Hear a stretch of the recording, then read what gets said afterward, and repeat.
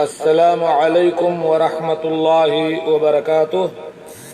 الحمد للہ وحدہ والصلاة والسلام علی من لا نبی بعدہ، اما بعد۔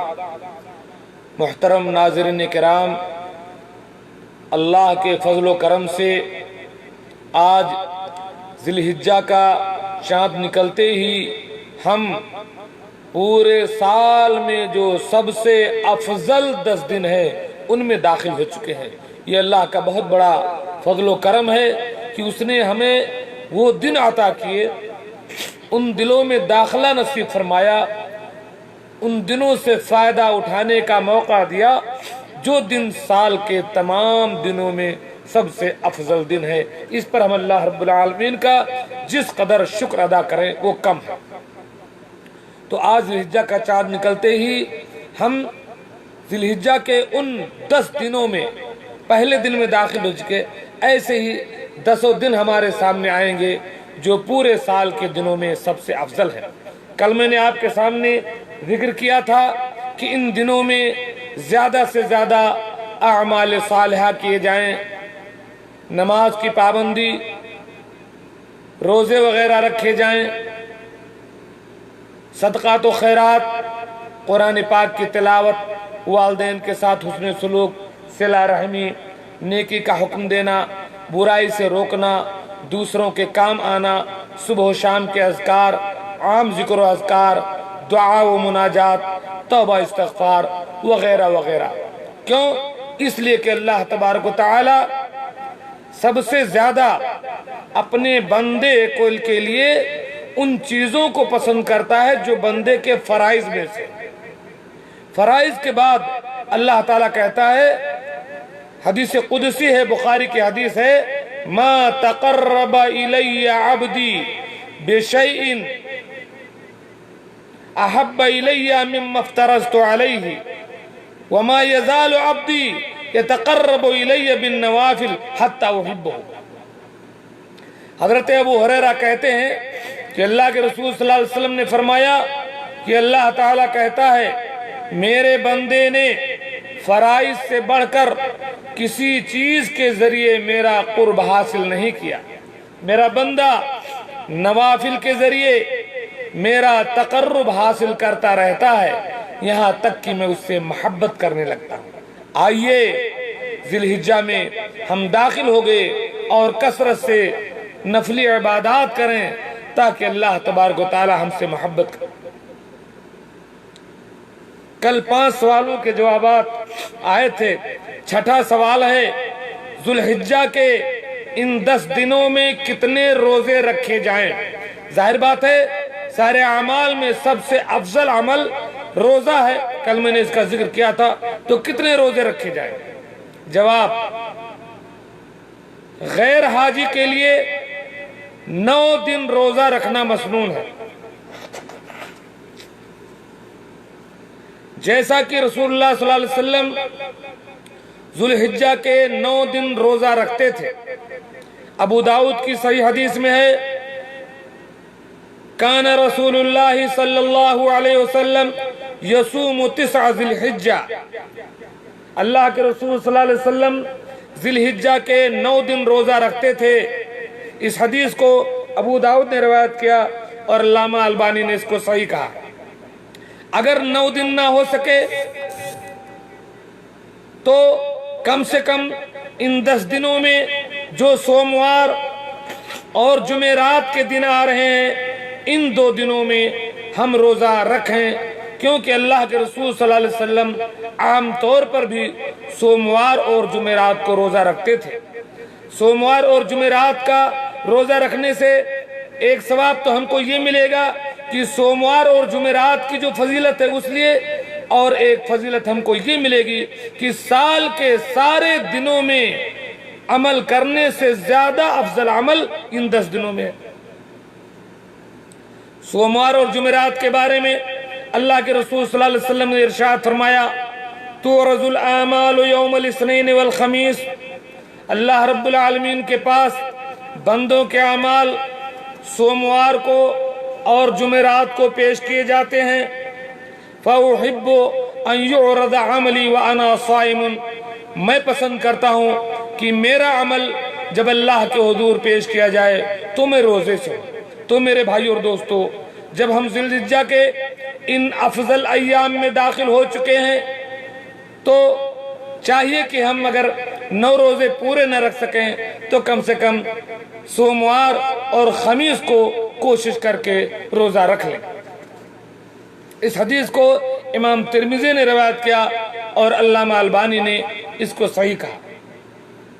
اگر سوموار اور خمیس کو بھی نہ رکھ سکیں، 2 دن نہ رکھ سکیں کسی وجہ سے، اپنی مشغولیت کی وجہ سے، تو کم سے کم عرفہ کے دن کا روزہ ضرور رکھیں۔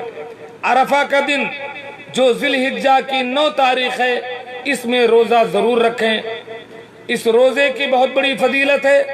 اللہ کے رسول صلی اللہ علیہ وسلم سے سوال کیا گیا عرفہ کے روزے کے بارے میں، آپ نے فرمایا سیام یوم عرفہ یکفر السنۃ الماضیۃ والباقیہ، عرفہ کے ایک دن کا روزہ پچھلے سال اور آنے والے گناہوں کا کفارہ بن جاتا ہے۔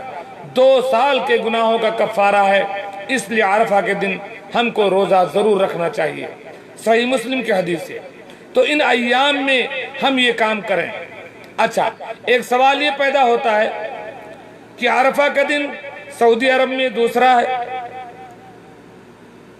9 تاریخ سعودی عرب میں پہلے آتی ہے، ہمارے ہاں بعد میں آتی ہے، انڈیا، پاکستان، بنگلہ دیش۔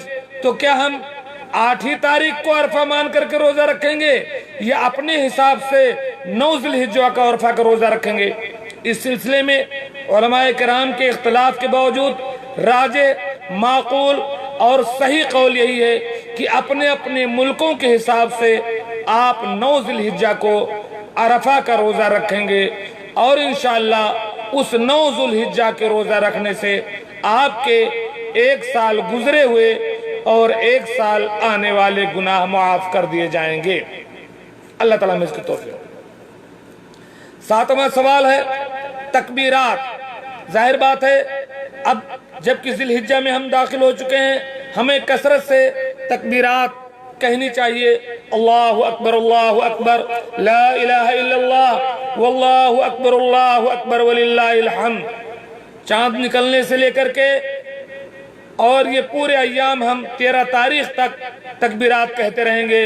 اللہ اکبر، لا الہ الا اللہ، واللہ اکبر، اللہ اکبر وللہ الحمد، اللہ اکبر کبیرہ والحمد للہ کثیرہ، سبحان اللہ بکرۃ واصیلا۔ تو یہ کلمات ہے تکبیر کے جو کہنے چاہیے۔ البتہ اللہ کے رسول صلی اللہ علیہ وسلم سے کوئی متعین لفظ تکبیر کے لیے نہیں ثابت ہے، یہ ہمارے اسلاف سے، صحابہ اور تابعین سے یہ سارے کلمات ثابت ہیں تکبیر و تحلیل کے لیے۔ اور یہ تکبیرات ہم کب تک کہیں گے؟ ذی الحجہ کی 13 تاریخ کے مغرب تک انشاءاللہ ہم یہ تکبیرات بلند کرتے رہیں گے۔ 8واں سوال ہے یہ تکبیرات اجتماعی اور ایک آواز میں کہی جائیں یا سب لوگ انفرادی کہیں؟ سب ایک ساتھ مل کر کے اللہ اکبر، لا الہ الا اللہ، واللہ اکبر، اللہ اکبر وللہ الحمد کہیں، یہ آدمی اپنے اپنے طور پر بلند آواز سے کہیں؟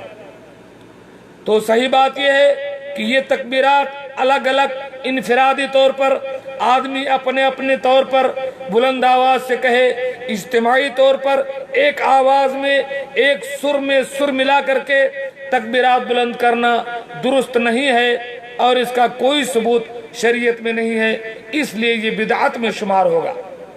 تو ایک آواز میں آواز ملا کر کے تکبیرات نہیں کی جائیں گی، آدمی اپنے اپنے طور پر بلند آواز سے تکبیرات پکارتا رہے۔ عورتیں آہستہ تکبیر کہیں گے لیکن کہتی رہیں گی۔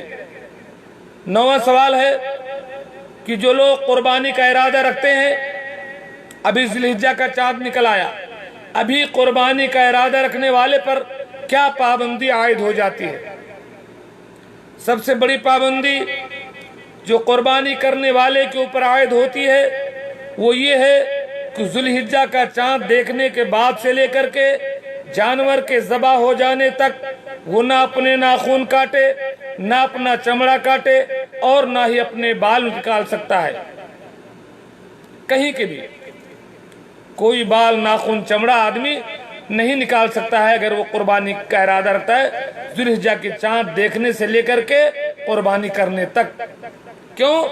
صحیح مسلم کی حدیث ہے، حضرت ام سلمہ رضی اللہ تعالی عنہ بیان فرماتی ہیں کہ رسول اللہ صلی اللہ علیہ وسلم نے ارشاد فرمایا اذا رأيتم ہلال ذی الحجہ واراد احدکم ان یضحی فلیمسک عن شعرہ واظفارہ، جب ذی الحجہ کا چاند نکل آئے اور تم میں کا کوئی قربانی کرنا چاہتا ہو تو اسے چاہیے کہ اپنے بال اور ناخن نہ کٹوائے، اور مسلم شریف کی ایک روایت میں ہے کہ اپنا چمڑے کا کوئی حصہ نہ نکالے۔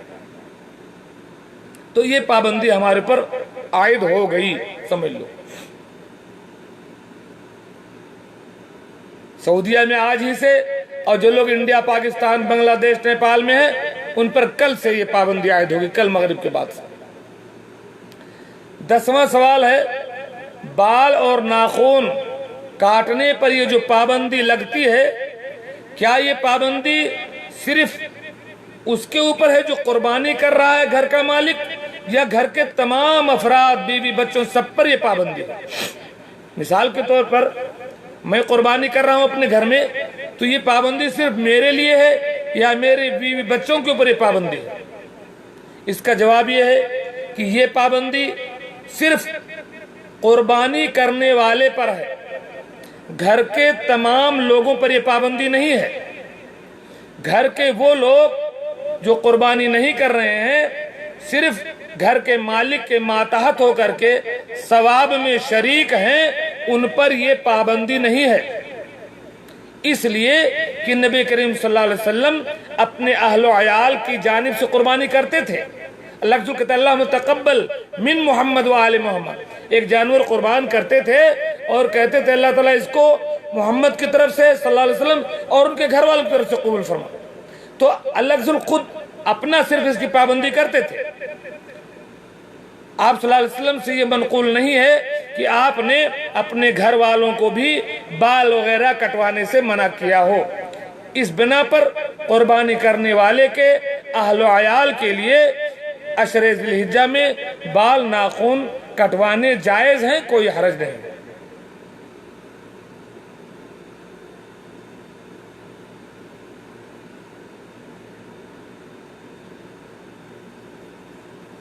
ایک سوال یہ ہے کہ ہمارے ہاں اکثر ایسا ہوتا ہے کہ صاحب ہر سال الگ الگ لوگوں کے نام سے قربانی ہوتی ہے۔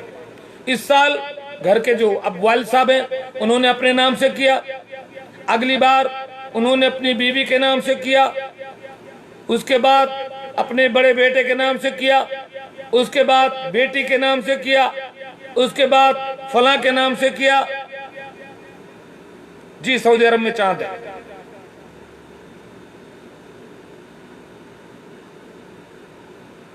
آج 30 تاریخ ہے تو چاند ہوگا ہی انشاءاللہ کیلنڈر کے حساب سے۔ اچھا، تو ایسا کرتے ہیں، ہر سال الگ الگ لوگوں کے نام سے قربانی کرتے ہیں۔ یہ طریقہ غلط ہے۔ گھر کا جو مالک ہے، جو رب البیت ہے، رب الاسرہ ہے، اسی کے نام سے اصلاً قربانی ہوگی، کیونکہ وہی ذمہ دار ہے۔ گھر کے دوسرے لوگ مسئول نہیں ہیں۔ گھر کا جو ذمہ دار ہے رب الاسرہ، گھر کا مالک، اسی کی ذمہ داری ہے کہ وہ قربانی کرے، اور وہ اس قربانی میں گھر کے سارے لوگوں کو شامل کرے۔ ہر سال اسی کے اوپر قربانی واجب ہوتی ہے۔ اگر وہ دوسرے کی طرف سے کرائے تو خود اس کا اپنا والا حصہ کہاں گیا؟ مان لے میرے پر قربانی واجب ہے، وسعت ہے یا سنت موقدہ ہی ہے، اگر میں اپنے بیٹے کی طرف سے کر رہا ہوں تو میرے حصے کی قربانی کدھر گئی؟ اس لیے ایسا نہیں ہوگا۔ گھر کا جو ذمہ دار ہوگا وہ اپنی طرف سے قربانی کرے گا اور اسی میں سب لوگوں کو شامل کرے گا۔ ہر سال الگ الگ لوگوں کی طرف سے قربانی کرنا یہ ثابت نہیں ہے، یہ غلط طریقہ ہے، یہ بہت رسم و رواج ہے۔ قربانی کی یہ شکل درست نہیں ہے، اس کی ہمیں اصلاح کر لینی چاہیے۔ کیا ایک گھر کے لیے ایک ہی قربانی کافی ہے؟ میں ہوں، میں بھی کما رہا ہوں، हमारा बेटा भी कमा रहा है, मसलन इस वक्त हमारे अब्बा नहीं कमा रहे, जैसे हमारे अब्बा भी कमा रहे हों, कई कई घरों में बेटियां भी पढ़ा रही हैं, कोई कुछ है, तो सब लोग कमा रहे हैं, लेकिन तो क्या सब लोग अलग अलग कुर्बानी करेंगे या एक घर की तरफ से एक ही कुर्बानी काफी है? इसका जवाब यह है कि जब तक वो तमाम लोग एक ही घर में मुश्तरका तौर पर रहते हैं, एक ही साथ उनका खाना पीना है, तो एक ही कुर्बानी वालिदैन और बीवी बच्चों तमाम अहले खाना की तरफ से एक ही कुर्बानी काफी है, बशर्ते कि वो सब एक साथ रिहाइश पजीर हो। उसकी दलील क्या है? हजरत आयशा कहती हैं कि अल्लाह के रसूल सल्लल्लाहु अलैहि वसल्लम ने एक सींगों वाले मेढे के बारे में हुक्म दिया जिसके कदम नीचे से पेट और आंखें सब सियाह थी कि उसे लाया जाए। तो आप सल्लल्लाहु अलैहि वसल्लम ने हजरत आयशा से कहा कि आयशा, मुझे पत्थर के साथ छुरी तेज करके दो। उन्होंने हुक्म की तामील की। आप सल्लल्लाहु अलैहि वसल्लम ने छुरी पकड़ा, मेढे को लटाकर ज़बह किया और फरमाया, बिस्मिल्लाह या अल्लाह, मोहम्मद और आले मोहम्मद और उम्मत मोहम्मद की तरफ से इसको कबूल फरमा। पूरे घर वालों की तरफ से आपने कुर्बानी की। सही मुस्लिम की यह हदीस है। तो एक घर की तरफ से, और एक दूसरी हदीस में है भी, हजरत बरा की हदीस, कि हर घर पर हर साल एक कुर्बानी है, तो अलग अलग कुर्बानी करने की जरूरत नहीं। लेकिन क्या एक से जायद कुर्बानी कर सकता है घर वाला? मसलन चलो मैं ही करूं अपने नाम से कुर्बानी, तो क्या एक ही बकरा करना है या कई बकरे हम कर सकते हैं? तो अगर फख्र गुरूर मकसद ना हो तो जरूरत के तहत एक से जायद आदमी कुर्बानी कर सकता है, इसमें कोई हर्ज नहीं। अल्लाह के रसूल की सही हदीस है, रावी बयान करते हैं कि अल्लाह के रसूल सल्लल्लाहु अलैहि वसल्लम हर साल 2 मेढे कुर्बानी किया करते थे। वह अना उज़ही बिकबशैन, और मैं भी 2 मेढों की कुर्बानी करता हूँ। तो एक से ज्यादा कुर्बानी करने में कोई हर्ज नहीं है, जरूरत का। 12वां सवाल है, देखो फिर वही बात, अगर एक घर में 2-3 भाई रहते हैं और सबके सब कमाते हैं, सबों ने पैसा लगा करके एक कुर्बानी का जानवर खरीदा, हिस्से वाला जानवर नहीं, बकरी है, एक हिस्से वाला। अगर मसलन गाय या ऊंट है, कई हिस्से हैं तो वो दूसरा मसला है। एक बकरी उन्होंने खरीदी पैसा लगा करके, तो क्या सब लोगों के ऊपर जरूरी है कि अपने बाल नाखून ना कटें, या एक ही आदमी जो घर का जिम्मेदार है उसी पर यह चीज वाजिब है? इसका जवाब यह है कि कुर्बानी में रकम भले ही सब लोग लगाएं, मगर चूंकि बकरी में गाय और ऊंट की तरह कोई हिस्सा नहीं होता है, बकरी की कुर्बानी एक ही आदमी की तरफ से होती है जो घर का जिम्मेदार हो, बाकी लोग सिर्फ सवाब में शरीक होंगे। लिहाजा सब के ऊपर नाखून और बाल काटने पर पाबंदी नहीं होगी, सिर्फ उस पर होगी जो कुर्बानी कर रहा हो। माशाल्लाह बशीर साहब खैरियत से हैं? कहाँ है इस वक्त, राजस्थान में या बरेदा में?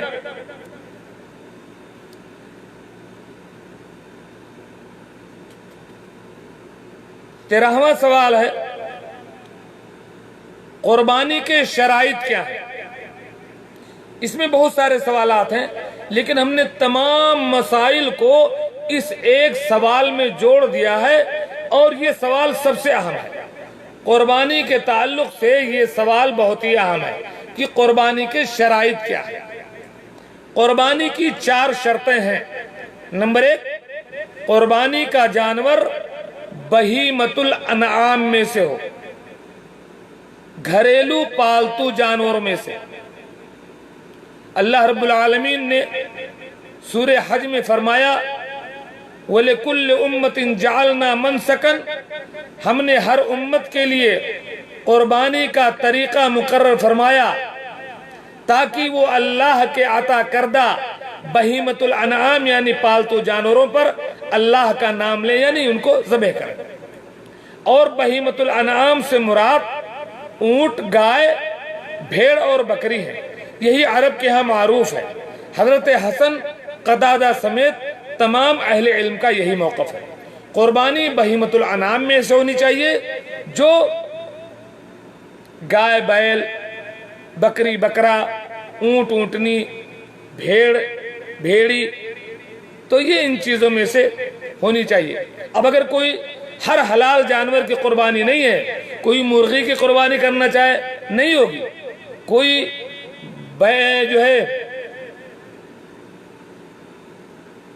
جو ہے گھوڑے کی قربانی کرنا چاہے نہیں ہوگی، کوئی ہرن کی قربانی کرنا چاہے نہیں ہوگی۔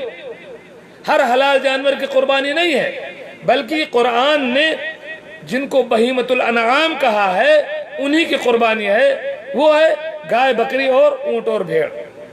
جی، تو یہ پہلی شرط ہے کہ وہ جانور بہیمۃ الانعام میں سے۔ دوسری شرط یہ ہے کہ جانور دانتا ہو، دانتا یعنی جس کے اگلے 2 دانت گر گئے ہوں۔ جب دوسرا دانت آتا ہے تبھی وہ 1-2 دانت گرتا ہے، تو اگلے جس کے 2 دانت گر گئے ہوں یہی جانور مشروط ہے قربانی کے لیے، چاہے بکری ہو، چاہے بکرا ہو، چاہے بھیڑ ہو، چاہے بھیڑی ہو، چاہے اونٹ ہو، چاہے گائے ہو، جو بھی ہو، سب میں یہی شرط ہے کہ وہ دانتا ہو۔ کیوں؟ اللہ کے رسول صلی اللہ علیہ وسلم کی صحیح حدیث ہے، مسلم شریف میں آپ نے فرمایا لا تذبحوا الا مسنہ الا ان یعصر علیکم فتذبحوا جزعة من الضأن۔ فرمایا رسول اللہ صلی اللہ علیہ وسلم نے، مسنہ یعنی جس کے اگلے 2 دانت گر گئے ہوں، وہ دانتا ہو، دانتا کے علاوہ کوئی جانور قربان نہ کرو، نہیں چلے گا۔ تاہم اگر تمہیں دانتا جانور نہ مل پائے، مشقت ہو جائے، تو بھیڑ کا جزا یعنی 6 ماہ کا بچہ ذبح کر سکتے ہیں، بھیڑا۔ اور عام طور پر بکری کو دانت کب آتے ہیں؟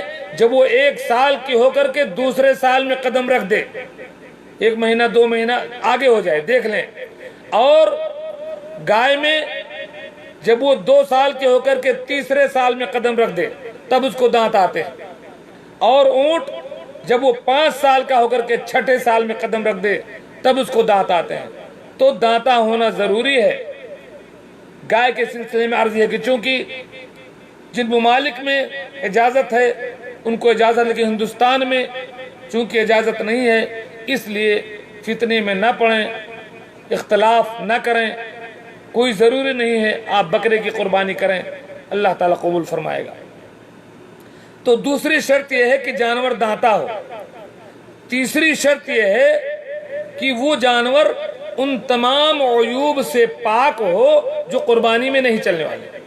قربانی کے لیے اللہ کے رسول صلی اللہ علیہ وسلم نے جن جن جانوروں کو منع کیا ہے، جن جن عیوب کو منع کیا ہے، ان تمام عیوب سے پاک ہو۔ کس عیب سے منع کیا اللہ کے رسول صلی اللہ علیہ وسلم نے؟ العوراء البین عورہا، ایسا کانا جس کا کانا پن ظاہر ہو، آنکھ بٹن ہو گئی ہو، پھوٹ گئی ہو، واضح ہو، نہ دیکھ پاتا ہو۔ والعرجاء التی البین عرجها، ایسا لنگڑا جس کا لنگڑا پن ظاہر ہو، تھوڑا بہت لنگڑاتا ہو اگر اور صحیح سالم جانوروں کے ساتھ پہنچ جاتا ہو تو لنگڑا نہیں مانا جائے گا، لیکن اگر صحیح سالم جانوروں کے ساتھ نہ چل پائے، پیچھے رہ جائے، تو واقعی اس کو لنگڑا مانا جائے گا۔ والمریضۃ البین مرضها، ایسا مریض، ایسی بیماری والا جانور جس کی بیماری واضح ہو، پتا ہو کہ یہ بیماری ہے۔ ایسے ہی علی جفاء التی لا تنقی، اتنا کمزور دبلا اور لاغر جانور جس کی ہڈی میں گودا ہی نہ ہو، تو یہ 4 قسم کے جانور قربانی کے لائق نہیں ہے۔ تو تیسری شرط یہ ہے کہ جانور عیوب سے پاک ہو۔ چوتھی شرط یہ ہے کہ محدود وقت کے اندر قربانی ہو۔ قربانی ایسا نہیں کہ چاہے جب کریں، آج ہی کر لیں، کل کر لیں، ایسے قربانی نہیں ہو۔ قربانی کا ایک خاص وقت ہے، اس وقت کے اندر قربانی کریں، محدود وقت کے اندر۔ یہ بھی قربانی کی قبولیت کی شرط ہے۔ عید الاضحیٰ کی نماز کے بعد سے ذوالحجہ 13 ذوالحجہ کا چوتھے دن کا سورج ڈوبنے سے پہلے تک آپ قربانی کریں۔ تو یہ قربانی کی 4 شرطیں ہوئی۔ کیا کیا؟ قربانی کا جانور ان 4 جانوروں میں سے جنہیں گائے، اونٹ، بکری اور بھیڑ کہتے ہیں۔ دوسری شرط جانور دانتا ہو۔ تیسری شرط جانور عیب سے پاک ہو۔ چوتھی شرط محدود وقت کے اندر قربانی کی جائے۔ 14واں سوال ہے، قربانی کے لیے جانور کی تعین کے بعد یا قربانی کے لیے جانور خرید لینے کے بعد اگر جانور میں عیب پیدا ہو جائے جو قربانی میں مانع ہو اور اس میں مالک کی کوئی غلطی نہ ہو تو کیا ہوگا؟ وہ جانور بیکار ہو جائے گا؟ مثلاً آنکھ پھوٹ گئی اس کی، آپ نے خریدا جانور ٹھیک ٹھاک رکھے تھے 1-2 دن، پیر ٹوٹ گیا، اب 1 دن باقی ہے قربانی، آنکھ پھوٹ گئی یا وہ بیمار ہو گیا یا کسی وجہ سے اس نے کھانا بند کر دیا، دبلا ہو گیا، تو ایسی کوئی پریشانی اگر لاحق ہو جائے جانور خریدنے کے بعد یا جانور آپ کے گھر پر تھا، آپ نے متعین کر دیا کہ اسی کو کریں گے، تعین کے بعد اگر کوئی خرابی پیدا ہوتی ہے اور آپ کو اس میں کوئی دخل نہیں ہے تو کیا کریں؟ اس کی قربانی کریں کہ نہ کریں؟ جواب یہ ہے، قربانی کا جانور خریدتے یا قربانی کا جانور متعین کرتے وقت اگر وہ صحیح سالم ہے اور عیوب سے پاک ہے اور بعد میں غیر اختیاری طور پر اس کے اندر کوئی بیماری، کوئی عیب پیدا ہو جائے تو اس کی قربانی جائز ہے، کوئی حرج نہیں ہے، آپ بری ہیں۔ آپ نے جب خریدا تھا، متعین کیا تھا، تب آپ نے دیکھا تھا، بعد میں کوئی عیب پیدا ہوا، آپ کا اس میں کوئی دخل نہیں ہے، وہ قربانی کی جا سکتی ہے۔ ہمارے استاد محترم دکتور فضل الرحمن مدنی حافظہ اللہ نے اپنی کتاب نعمت المنان مجموع فتاوی دکتور فضل الرحمن جلد 6 میں ایک سوال کے جواب میں یہی کہا ہے، اور علامہ ابن عثیمین، شیخ صالح المنجد اور تمام بڑے بڑے علماء کی رائے یہی ہے کہ اس جانور کی قربانی کی جائے گی۔ 15واں سوال، کیا جیسا کہ میں نے کہا کہ ایک قربانی کافی ہے، لیکن کیا ایک سے زائد قربانی کی جا سکتی ہے ایک گھر میں؟ میں نے بتایا کہ ایک گھر کی طرف سے ایک قربانی سنت ہے، لیکن اگر فخر و مباحات مقصد نہ ہو تو حسب ضرورت پتہ چلے ایک قربانی کی وہ گھر بھر کے لیے ہی کافی ہے۔ اب پیٹ کاٹ کر تو کوئی صدقہ دے گا نہیں، گھر بھر تو گھر والے بھی اچھی طرح سے کھا لیں مزے سے، پھر رشتہ دار، فقراء مساکین تمام کے لیے اگر کافی نہ ہو تو 2-3 جانور قربان کرنے میں کوئی حرج نہیں ہے۔ علامہ ابن باز رحمۃ اللہ علیہ سے ایک سوال کیا گیا، اس کے جواب میں انہوں نے یہی فرمایا کہ اگرچہ ایک قربانی کافی ہے لیکن اللہ کے رسول صلی اللہ علیہ وسلم سے اس کی کوئی تحدید نہیں ہے، آپ نے منع نہیں فرمایا، تو بلا فخر و مباحات کے اگر کیا جاتا ہے تو ایک سے زائد قربانی کرنے میں کوئی حرج نہیں ہے۔ ہم اور آپ جو پردیس میں رہتے ہیں، باہر گھر پر ایک قربانی ہو رہی ہو تو کوئی حرج نہیں ہے اگر ہم بھی یہاں پر ایک قربانی کریں تاکہ دوسروں کا منہ نہ دیکھیں، پریشانی نہ جھیلیں، خود قربانی کر کے کھائیں، دوست و احباب کو کھلائیں، فقراء مساکین کو کھلائیں، اور ہمیں ایسا کرنا چاہیے، ہمیں ایسا کرنا چاہیے، اس پر آپ توجہ دیں اگر وسعت ہے تو۔ 16واں سوال، بھینس کی قربانی کا کیا حکم ہے؟ کیا وہ گائے ہی کی قسم ہے؟ یہ ایک سوال ہے۔ جواب، جن جانوروں کی قربانی رسول اللہ صلی اللہ علیہ وسلم سے ثابت ہے انہی کی قربانی افضل ہے۔ بھینس کی قربانی رسول اللہ صلی اللہ علیہ وسلم سے ثابت نہیں ہے، لہذا بھینس کی قربانی سے بچنا چاہیے۔ تاہم اللہ تبارک و تعالیٰ نے جو بہیمۃ الانعام کہا اس میں گائے کا ذکر کیا، بہت سارے علماء اور محققین کی اکثریت مضبوط دلائل کی روشنی میں بھینس کو بھی گائے کی قسم مانتی ہے، کہتے ہیں کہ اللہ تعالیٰ نے بہیمۃ الانعام جائز کہا تو اس میں گائے ہے، اور گائے ہی کی ایک قسم بھینس ہے جس کو البقرۃ السوداء وہ کہتے ہیں، کالی گائے، تو اس بنا پر بھینس کی قربانی کے جواز کے قائل ہیں یہ لوگ۔ اور جو لوگ بھینس کو گائے کی قسم نہیں مانتے، وہ لوگ منع کرتے ہیں کہ بھینس کی قربانی نہیں، لیکن راجح بات یہ ہے کہ بھینس کی قربانی جائز ہے۔ جو لوگ قربانی کی طاقت نہیں رکھتے ہیں، اگر وہ اپنے بال ناخن ذی الحجہ کے ان شروع ایام میں نہ کاٹیں، عید کے دن کاٹیں، تو کیا ان کو قربانی کا ثواب مل جائے گا؟ ایسا ایک سوال ہے۔ جو لوگ قربانی کی طاقت نہیں رکھتے ہیں، اگر وہ یہ چاہیں کہ ذی الحجہ کے ایام میں شروع میں ہم بال ناخن نہ کاٹیں، عید کے دن کاٹیں، تو کیا ان کو قربانی کا ثواب ملے گا؟